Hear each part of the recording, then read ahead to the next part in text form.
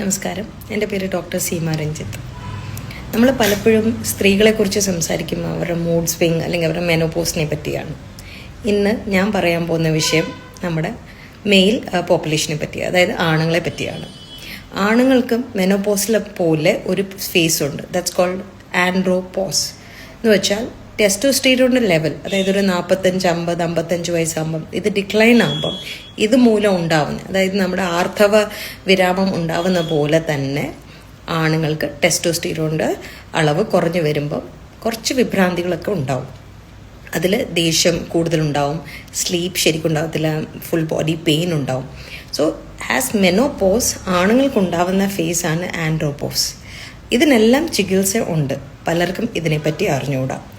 ആയുർവേദത്തിൽ ജീവിതശൈലി രോഗങ്ങളിൽ ഇത് one of the main treatment ആയിട്ട് നമുക്ക് കാണാൻ പറ്റും.